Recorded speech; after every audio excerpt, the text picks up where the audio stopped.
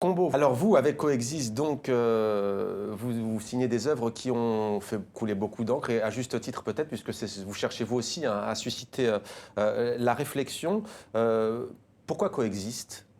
Pour plein de choses. Moi, je l'ai peint à Paris à ce moment-là, juste après les attentats de Charlie Hebdo. Ouais. Et donc, je l'ai accompagné, ce logo qui a été créé depuis 2001 à Jérusalem.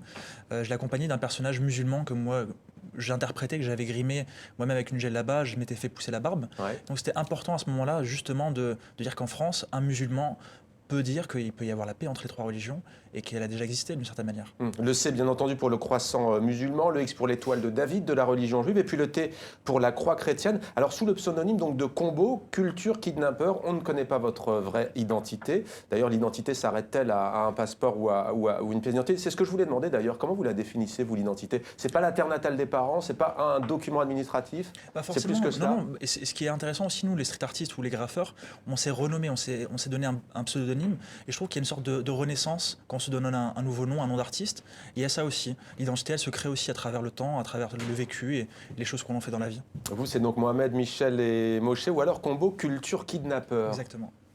C'est ça, c'est Combo pour le prénom, Culture Kidnapper pour le nom de famille. Mais voilà, c'est aussi une sorte de programme. C'est un peu la sauce à laquelle je vais manger un peu Ouais.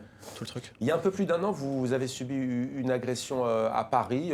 4 individus vous demandent de retirer cette œuvre. Il me semble que c'était bien celle-là dans laquelle vous apparaissez en djellaba. Vous refusez, vous êtes roué de coups, vous avez une épaule démise. Est-ce que vous avez du coup changé depuis ce jour-là ou est-ce que vous restez totalement libre et vous ne vous fixez aucune ligne rouge, aucun tabou? Alors, pas du tout, j'ai pas changé, au contraire, j'ai travaillé 2 fois plus. J'ai reçu beaucoup de messages de soutien. Donc, à travers la reconnaissance que j'avais de certaines personnes, je me suis dit que c'était un peu aussi leur voix que je portais. Maintenant, il faut savoir que le Coesis, je l'ai peint plusieurs fois dans l'année.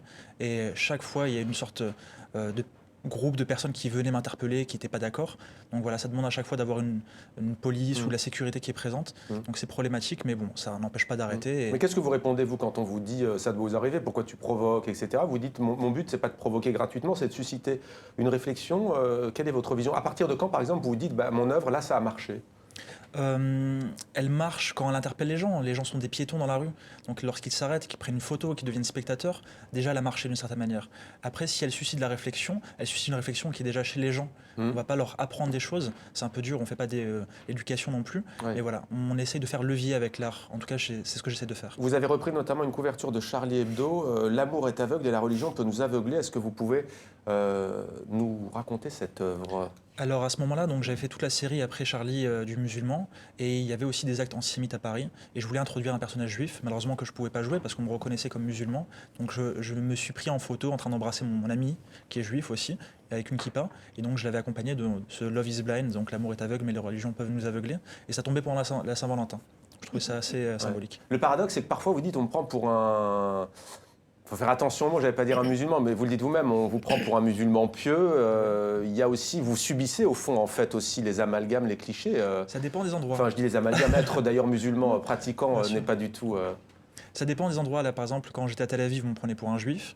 Ces dernières fresques que j'ai faites à Sarcelles, il y a une communauté qui est juive qui était présente. On me prenait pour un juif aussi. On me disait que je pouvais manger, que c'était kasher. Donc voilà, ça dépend à qui on parle et la manière dont on le fait. On peut s'intégrer dans les communautés à la manière dont on discute avec eux, en fait. Donc en fait, vous n'allez pas vous raser si on comprend Non. bien. Combo, la rue, mais aussi les réseaux sociaux, vous y êtes très présent, notamment Instagram. Facebook, Qu'est-ce que ça vous Twitter. apporte en plus? Même question au fond. Bah, très simplement, quand on colle dans la rue, ça reste 2 jours, 3 jours, 2 semaines. Ouais. Allez, si on a de la chance, 2 ans. Mais voilà, après, il faut que l'image elle vive et les réseaux sociaux permettent de la faire circuler. Imaginons que je prenne une vidéo et qu'elle soit vue par 500 000 personnes. C'est pas les 100 000 personnes de l'arrondissement de Paris. Donc à partir de là, voilà, on diffuse un message qui est beaucoup plus fort et on touche beaucoup plus de monde.